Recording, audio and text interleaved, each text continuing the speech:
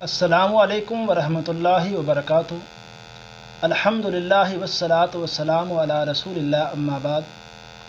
ناظرین، سلسلہ دفاع حدیث میں ایک دفعہ پھر میں آپ کی خدمت میں حاضر ہوں۔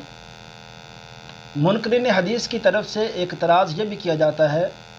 کہ کتابت حدیث کا یہ کام نبی اکرم صلی اللہ علیہ وسلم کی وفات کے 200 سال یا کم از کم 150 سال بعد میں کیا گیا ہے، اس لیے اتنے فاصلے کے بعد جب یہ کام کیا گیا ہے تو اس میں غلطی کا امکان باقی ہے۔ جب ہم اپنے ان بھائیوں سے پوچھتے ہیں کہ آخر آپ کے پاس اس کا کیا ثبوت ہے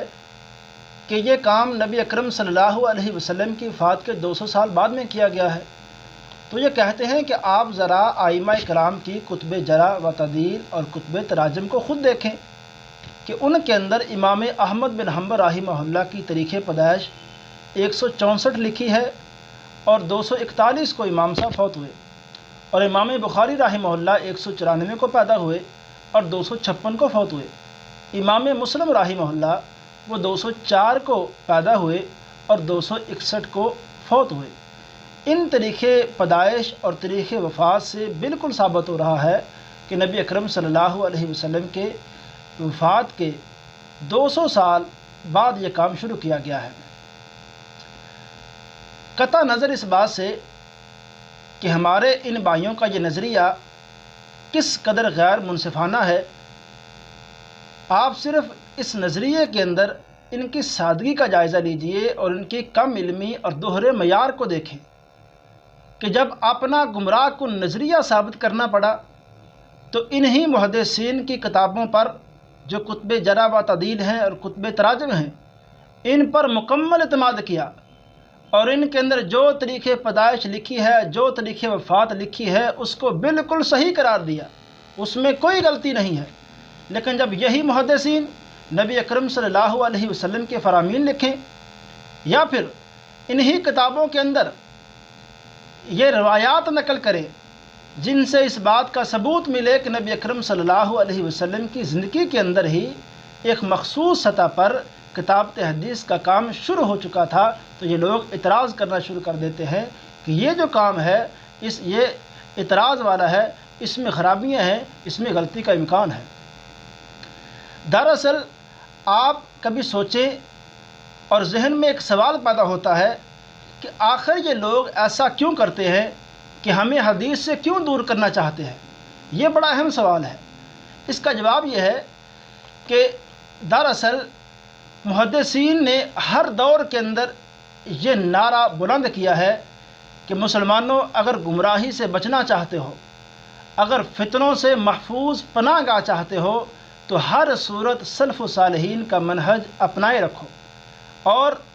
جو شہرائے حق ہے محدثین کا منہج، اگر اس پر چلو گے ضلالتوں سے بچ جاؤ گے، گمراہیوں سے محفوظ ہو جاؤ گے۔ اور اسی طرح یہ جو لوگ ہیں، دراصل جب ہم کہتے ہیں کہ قرآن و حدیث کی جو تفسیر محدثین کر چکے ہیں، احادیث کی جو شرح محدثین سمجھا چکے ہیں،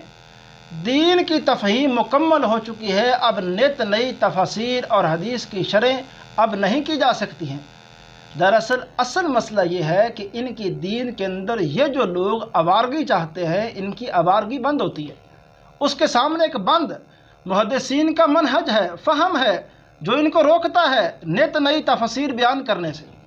یہ اصل وجہ ہے کہ جس کی وجہ سے ان لوگوں کی ہر ممکن کوشش ہے کہ ہم لوگوں کو حدیث سے دور کر دیں۔ یہ مجموعہ جو نبی اکرم صلی اللہ علیہ وسلم کا جو قرآن کی تفسیر پر مشتمل ہے، جو ہمیں سمجھاتا ہے مکمل دین، تو یہ جو مجموعہ جب ہم ان لوگوں کی نظروں میں مشکوک کر دیں گے تو پھر لوگ ہماری طرف آ جائیں گے، تو پھر ہم جو من چاہی تفسیر کریں گے، حدیث کا جو من چاہا معنی بیان کریں گے، پھر لوگ ہماری جو وضاحت اس کو مانیں گے، تو ہمارے لیے یہ راستہ آسان ہو جائے گا۔ لیکن ہم ان سے سوال کرتے ہیں کہ ہمارے بھائیوں، ذرا پہلے ہمیں یہ تو بتاؤ کہ ہمیں محدثین کے راستے سے ہٹا کر، ان کے منہج سے ہٹا کر اپنی راہ پر جو چلانا چاہتے ہو، ذرا پہلے یہ تو بتاؤ کہ سلف الصالحین کے منہج میں کیا خرابی ہیں، وہ کیا نقائص ہیں جن کی وجہ سے ہم ان کا منہج چھوڑ دیں، ان کی تفسیر اور ان کی جو تشریح ہے اس کو چھوڑ کر ہم آپ کی تشریح و تفسیر کی طرف آ جائیں، پہلے ذرا ہمیں ان کی خرابیاں بیان کرو، ان کی خرابیاں ہم پر واضح کرو، اور اپنی خوبیاں علمی، عملی اور جو دینی حوالے سے آپ کی خدمات ہیں، ذرا اس حوالے سے اپنی وہ خوبیاں ہم پر واضح کرو، تو ہمیں یہ بات اچھی طرح سمجھا جائے گی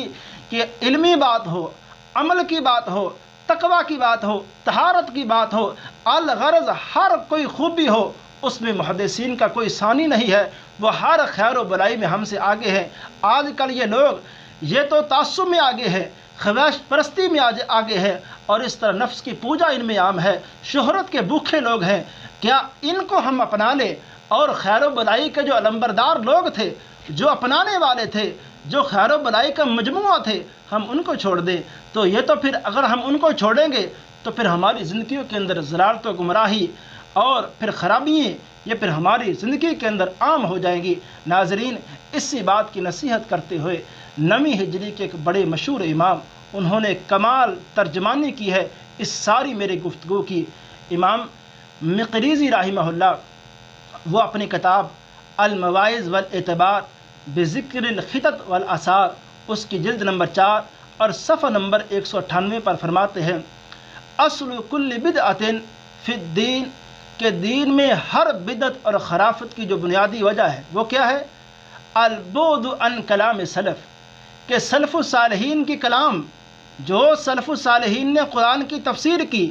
جو حدیث کی انہوں نے تشریح کی، اس سے دوری اختیار کرنا دراصل ہر بدعت و گمراہی کی بنیادی وجہ ہے۔ اور دوسرا، والانحراف عن اعتقاد الصدر الاول، کہ صدر اول کے جو عقیدے تھے، جو اعتقاد تھے، ان سے انحراف برتنا ہی دراصل گمراہی کی اصل وجہ ہے۔ یہی حضرات خلاصہ ہے میری ساری گفتگو کا، کہ جب ہم محدثین کے راستے کو چھوڑیں گے تو اس وقت ہماری زندگیوں کے اندر اس طرح گمراہیاں آ جائیں گی، پھر اس طرح یہ من چاہی تفسیر لوگ بیان کریں گے، پھر یہ ایسا رستہ کھلے گا کہ جس کا جو دل چاہے گا قرآن کی تفسیر بیان کر کے لوگوں کو گمراہ کر دے گا۔ لیکن محدثین کا جو راستہ ہے وہ ان سارے فتنوں سے محفوظ پناہ گاہ ہے، اگر اس کے آپ راہی رہیں گے ان سارے فتنوں سے آپ بچ جائیں گے۔ السلام علیکم۔